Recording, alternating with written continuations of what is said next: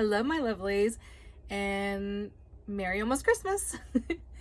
If you don't know me, I am Mary Peterson Cook, and I am a parenting and homeschooling coach and consultant, helping you break those generational traumas and parent and homeschool from a place of connection. And I don't know about you, but my whole family is ADHD, and my current hyperfocus is fresh milled grains. And I could not help but make the comparison between what I'm doing right now and what all of you guys are doing as you are on your parenting and or homeschooling journeys. And it's figuring it out. It's experimenting. It's failing, sometimes miserably. But it's trying again and again and testing new things.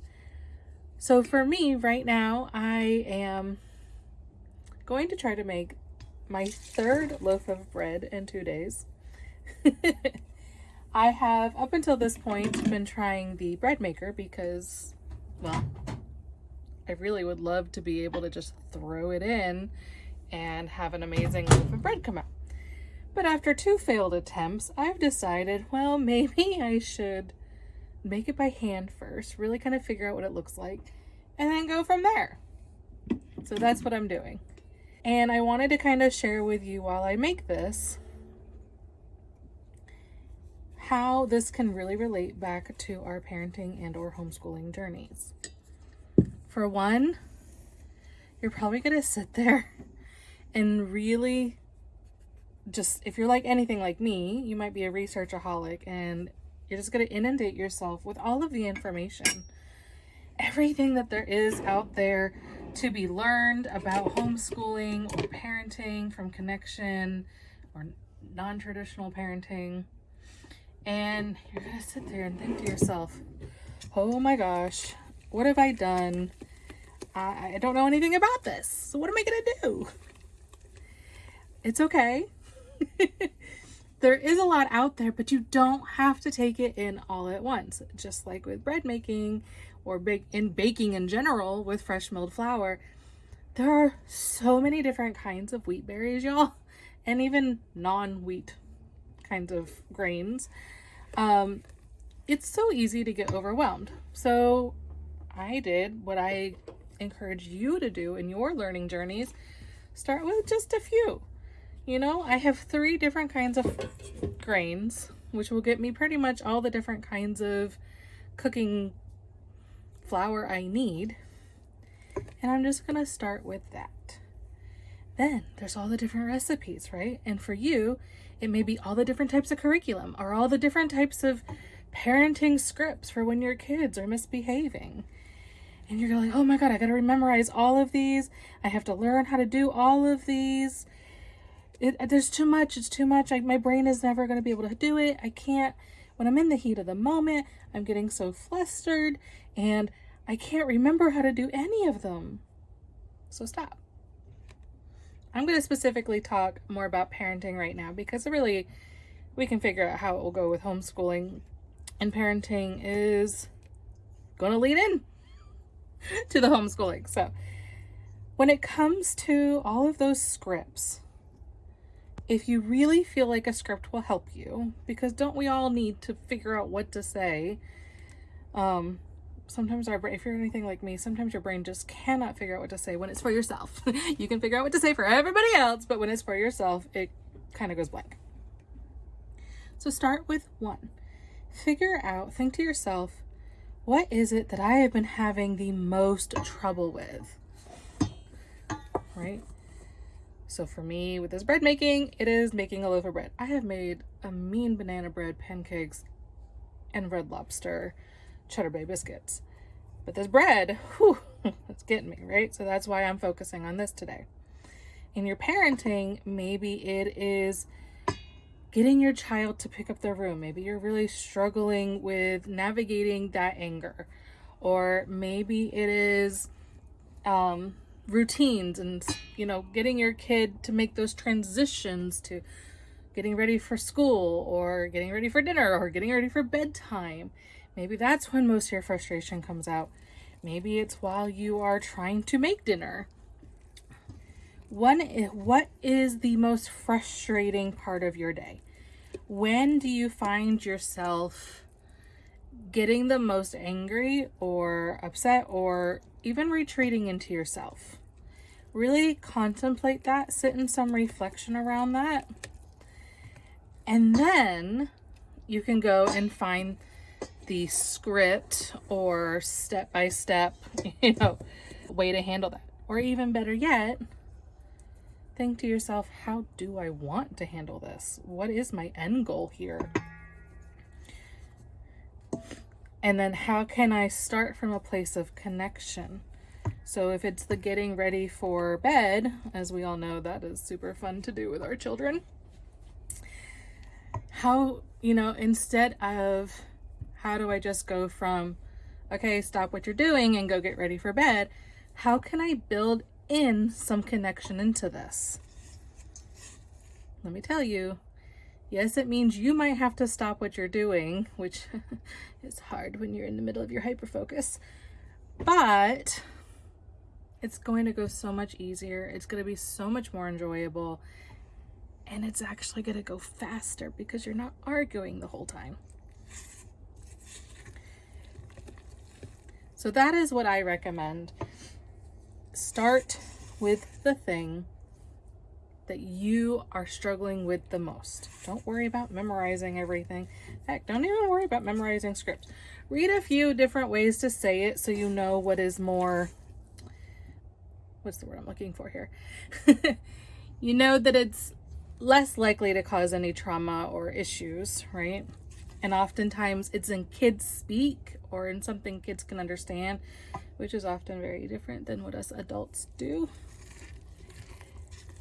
And then go from there. So for me, in this bread, it was finding something that had all the ingredients I had, that didn't require a lot of different steps beyond the normal steps.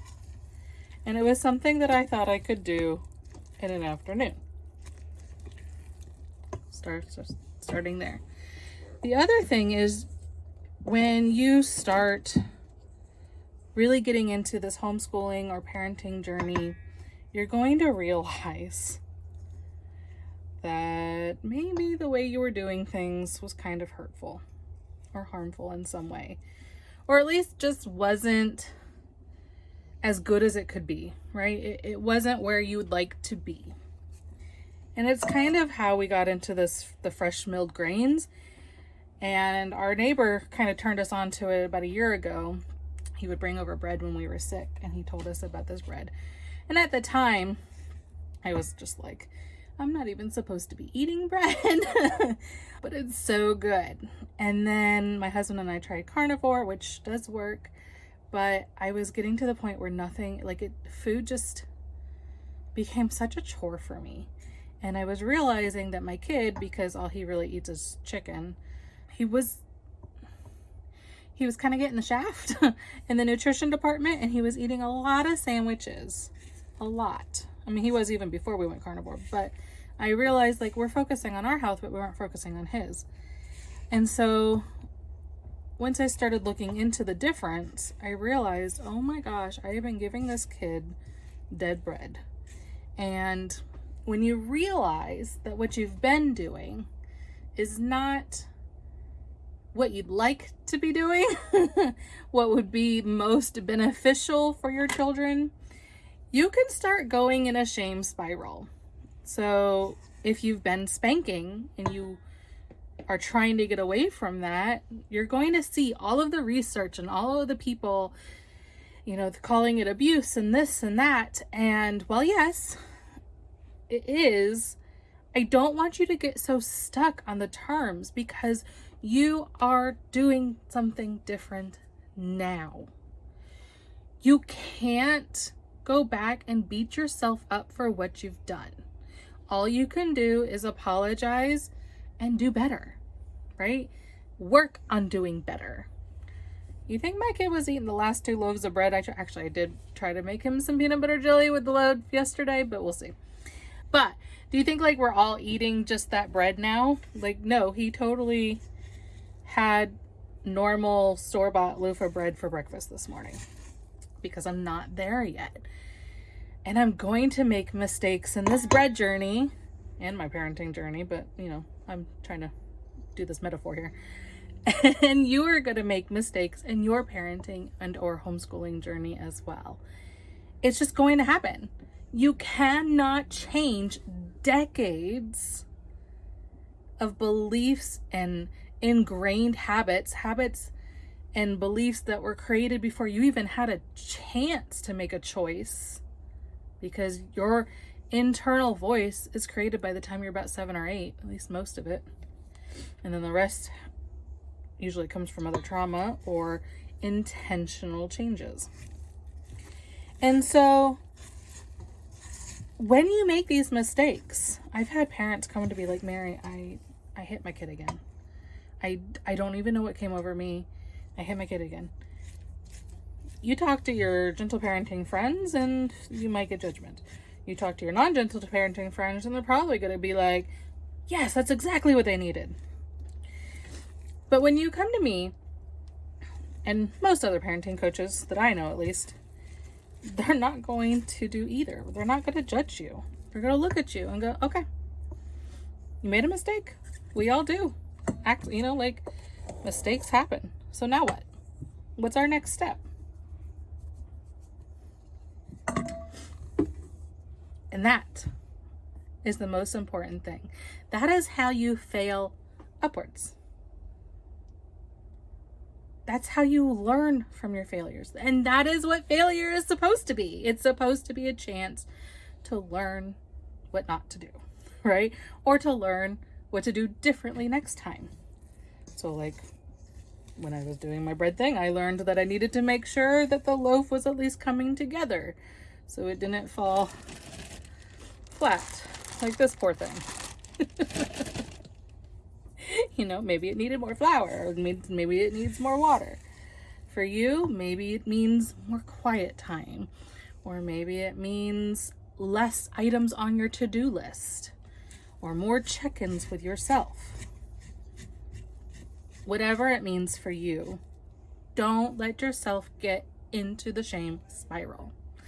That is the most important thing, because when you go into the shame spiral, when you start doubting everything you've done and beating yourself up for it, that is when things get worse, not better. You cannot love, right? You cannot be the person who exudes love into the world and feel connected with the people around you when you are a person who is deeply bruised inside. Over and over and over again. You have to work on healing your relationship with yourself as well as your relationship with everybody else, or at least your partner and children. So as you go through, remember, mistakes are part of the journey. Me making bread, it's all experimentation. It's all figuring out, how does this work with this and in this situation? Because that's the other thing. Just like in parenting and homeschooling, every situation is different. Every situation is different. You telling your kid no to this in the house versus telling your kid no in the store or around other people, or dad telling them no or grandma telling them no versus you, or you telling them no after a nap versus you telling them no before a nap, or when they've had candy all day versus not candy. All the situations are different. There are so many variables, and it's the same with bread making. The humidity, the temperature, the bowl that I'm working with. All of these things can change how a recipe acts. And it's the same thing in your parenting. Every variable is an ingredient in the recipe of parenting. And so I want you to realize that every time you try something, it's not that it, did or didn't work. It's that, is it appropriate for this particular set of ingredients? Is this what they need with this set of ingredients? Boundaries are a big example. Sometimes Boundaries are needed. Absolutely. And other times, boundaries are just going to cause more chaos.